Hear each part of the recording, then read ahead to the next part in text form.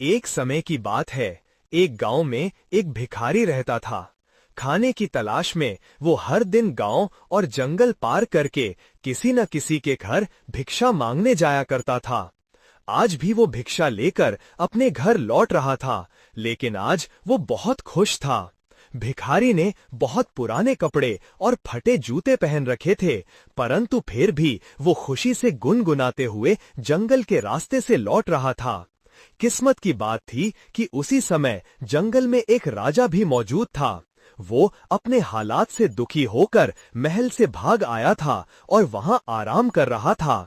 तभी उसकी नजर उस भिखारी पर पड़ी।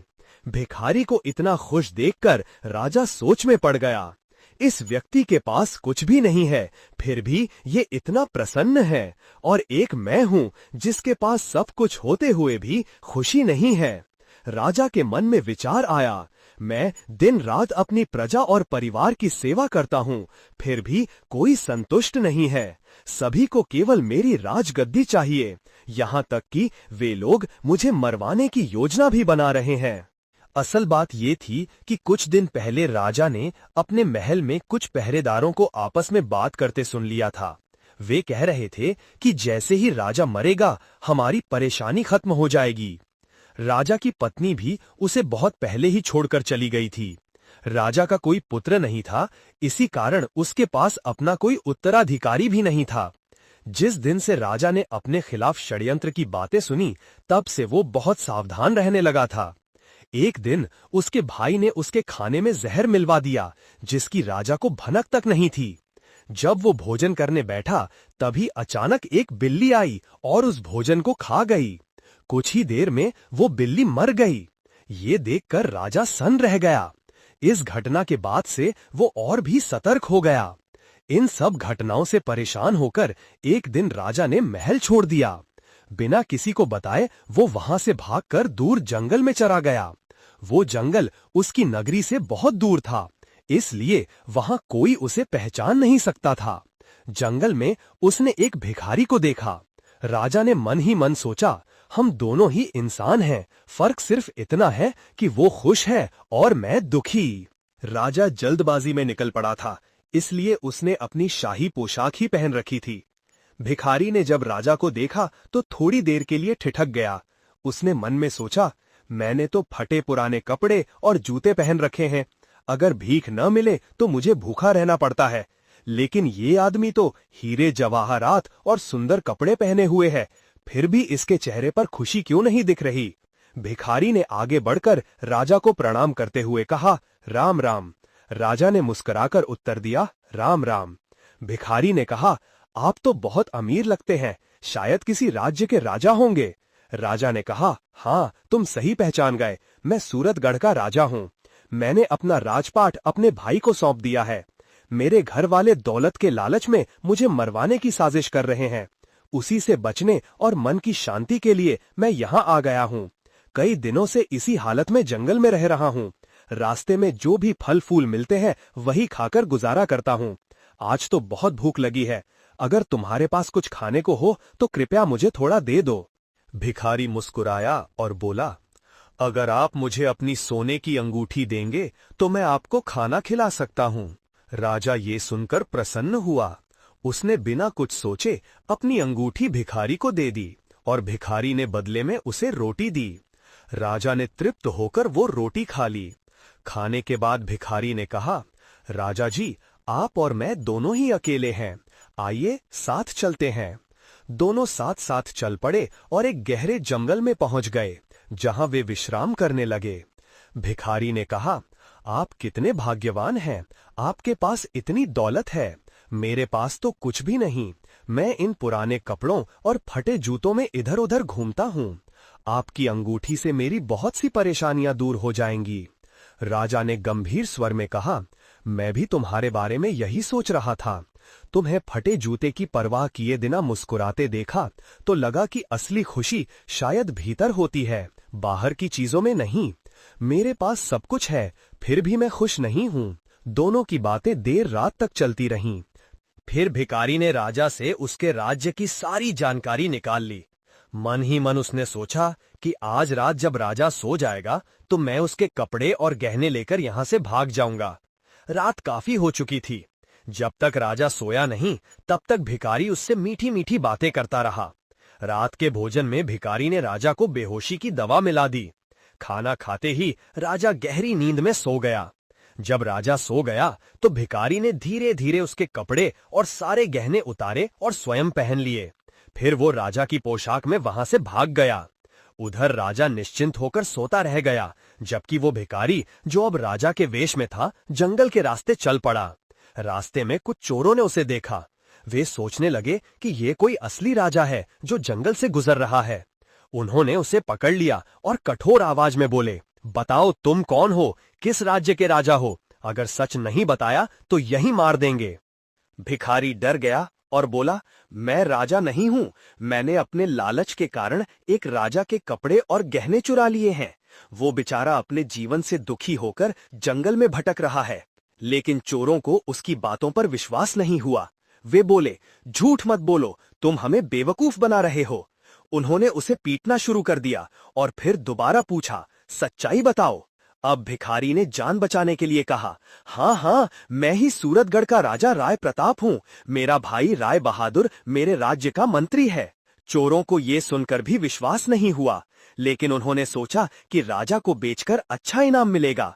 इधर सुबह जब राजा की नींद खुली तो उसने भिखारी को आवाजें दी, पर कोई जवाब नहीं मिला। उसने अपने आसपास देखा तो पाया कि उसकी सारी वस्तुएं गायब थीं। बस एक पोटली रह गई थी जिसमें भिखारी के पुराने कपड़े पड़े थे। राजा समझ गया कि वो भिखारी उसे धोखा देकर भाग गया है। उधर चोर भिखारी को लेकर सूरतगढ़ के महल पहुंचे और राजा के भाई राय बहादुर से मिले। उन्होंने कहा, हमारे पास आपका भाई है। अगर आप उसे जिंदा वापस चाहते हैं तो हमें 3000 सोने के सिक्के देने होंगे। राय बहादुर सोच में पड़ गया। उसने चालाकी से कहा, ठीक है, लेकिन तुम्हें मेरे भाई के मुंह पर कपड़ा बांधकर महल में लाना होगा, तभी तुम्हें सोने के सिक्के मिलेंगे। चोरों ने वैसा ही किया। उन्होंने भिखारी के मुंह पर कपड़ा बांधा और उसे राजमहल में लेकर आए। राजा के कपड़ों में भिखारी को देखकर राय बहादुर को यकीन हुआ कि ये उसी का भाई है। फिर उसने सोचा कि अब वो इसे मारकर खुद राजा बन जाएगा।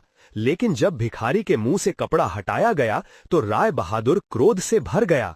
वो बोला, तुम लोग मुझे धोखा देना चाहते हो, ये मेरा भाई नहीं है।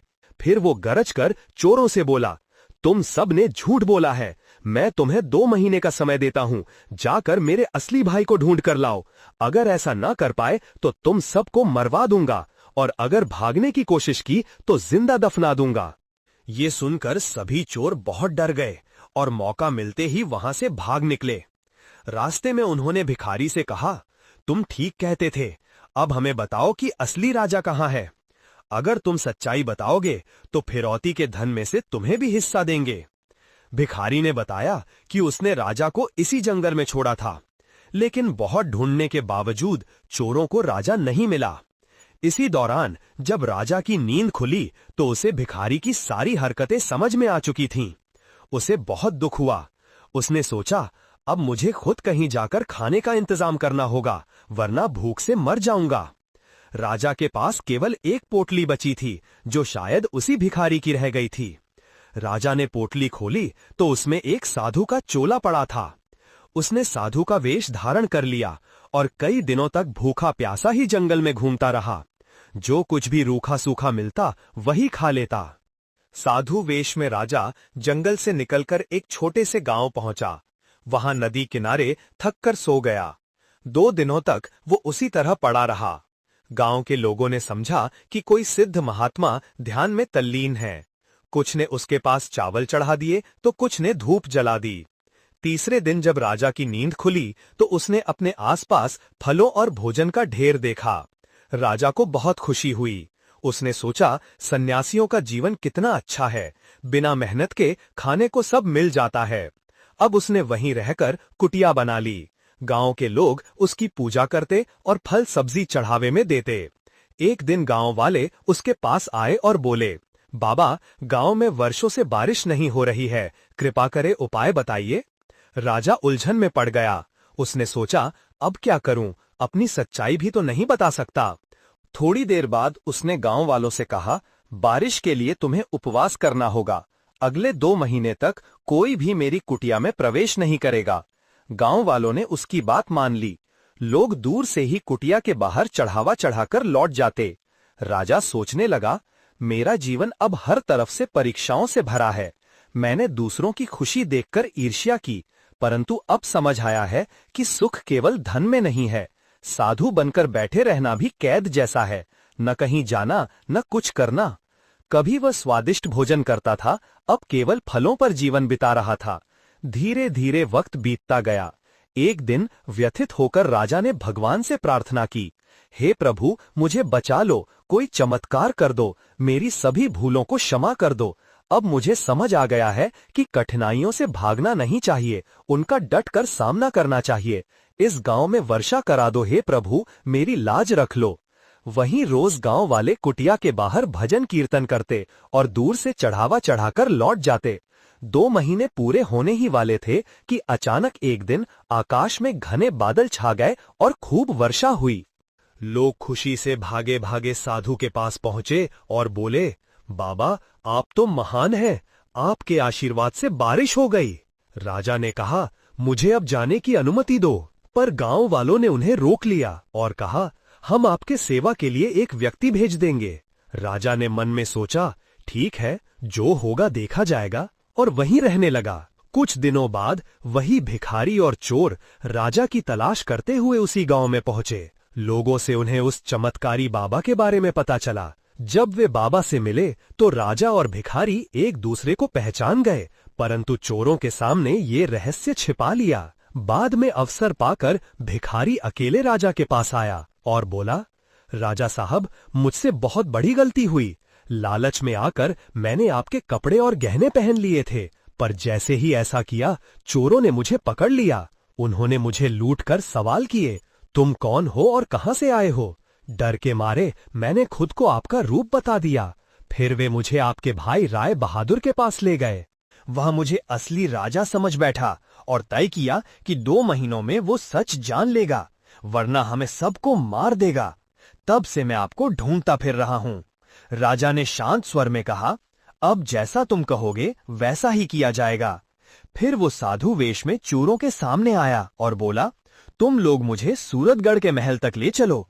कह देना कि तुम्हारे साथ एक ज्ञानी संत आए हैं जो सबका भूत, वर्तमान और भविष्य जानता है। चोर और भिखारी राजा को लेकर सूरतगढ़ पहुंचे। राय बहादुर ने उस महात्मा का बड़े आदर से स्वागत किया। साधु के रूप में आए राजा से वो बोला, बाबा, कृपया मुझे मेरे भाई से मिलवा दीजिए। आज मैं इस राज्य का राजा बनने जा रहा हूँ। मेरा भाई बिना कुछ बताए महल छोड़कर चला गया है। साधु के रूप में बैठे राजा ने थोड़ी देर सोचा और फिर चोरों से कहा, मैं कुछ समय के लिए इस राजा के भाई का रूप धारण कर लेता हूँ। इसके बाद उसने अपने राजसी वस्त्र पहने और दरबार की ओर चल पड़ा। जब राजा दरबार में पहुंचा तो पूरी प्रजा उसे देखकर अवाक रह गई। सब लोग आनंद से चिल्ला उठे, राजा राय प्रताप की जय हो। लोगों की आंखों से खुशी के आंसू बह निकले। राजा को वर्षों बाद देखकर पूरा महल गूंज उठा। इतने में राय बहादुर भी वहां पहुंच गया। वो हैरान होकर बोला, ये मेरा भाई नहीं है, बल्कि ये तो एक साधु है जिसने थोड़ी देर के लिए मुझे अपने भाई से मिलवाया है। वो अभी अपने असली रूप में जाएंगे और बाबा बन जाएंगे। फिर राजा ने भी सभी लोगों को समझते हुए कहा कि मैं थोड़ी देर में अपने असली रूप में आ जाऊंगा। इसके बाद लोगों ने राय बहादुर का राज्याभिषेक करने की तैयारी शुरू कर दी। मंत्रियों ने उसे ताज पहनाने की रस्म भी पूरी की। जैसे ही राय बहादुर गद्दी पर बैठने लगा, साधु बने राजा ने उठकर कहा, मैं खुद चाहता था कि मेरा भाई राजा बने, लेकिन एक दिन मैंने महल के लोगों की बातचीत सुनी। वे मेरे खिलाफ साजिश कर रहे थे। मुझे ये नहीं पता था कि उनमें मेरे अपने भाई का भी हाथ है। अगर मेरा भाई सीधे मुझसे राज्य चाहता तो मैं खुशी खुशी उसे दे देता, परंतु उसने मुझे धोखे से जहर देने की कोशिश की। लेकिन जिस पर भगवान का आशीर्वाद होता है उसका कोई कुछ नहीं बिगाड़ सकता। ये सुनकर राय बहादुर ने गुस्से में कहा, ये साधु झूठ बोल रहा है, हमें भ्रमित करना चाहता है। अगर अभी ये महल से नहीं गया तो मैं इसे धक्के मारकर बाहर निकलवा दूंगा। तभी राजा का एक वफादार सेवक आगे बढ़ा। उसकी आंखों में आंसू थे। वो बोला, महाराज, मैंने आपको पहचान लिया। आप ही हमारे सच्चे राजा हैं। मुझे क्षमा कर दीजिए। आपके खाने में जहर मैंने ही मिलाया था। आपके भाई ने मुझे इसके बदले में 1000 सोने के सिक्कों का लालच दिया था। मैं बहुत बड़ा अपराधी हूं। कृपया मुझे माफ कर दीजिए। जो सजा देंगे मैं स्वीकार करूंगा। ये सुनकर पूरी सभा में सन्नाटा छा गया। अब पूरी सच्चाई सामने थी। प्रजा राय बहादुर को अपमान भरी निगाहों से देखने लगी। राजा ने शांत स्वर में कहा, राय बहादुर, तुम्हारे कर्मों का परिणाम तुम्हें भुगतना होगा। मैं तुम्हें 1 वर्ष के लिए राज्य से निर्वासित करता हूं। जब तुम्हें अपनी गलती का एहसास हो जाए तब लौटकर मेरे साथ सेवा कर सकते हो। ये कहते हुए राजा ने दरबार में घोषणा की, आज से मैं पुनः इस राज्य की गद्दी संभालता हूं। प्रजा की आंखों में उल्लास था। राजा राय प्रताप फिर से अपने सिंहासन पर बैठे और प्रजा की सेवा में लग गए। उन्होंने भिखारी को महल का मंत्री बनाया और चोरों को महल का माली नियुक्त किया। तो दोस्तों, यह थी आज की कहानी। कहानी यहीं खत्म होती है। कहानी कैसी लगी कमेंट करके जरूर बताइएगा। चैनल पर नए हैं तो चैनल को सब्सक्राइब करना बिल्कुल भी मत भूलिएगा। मिलते हैं अगले वीडियो में। तब तक के लिए राधे राधे।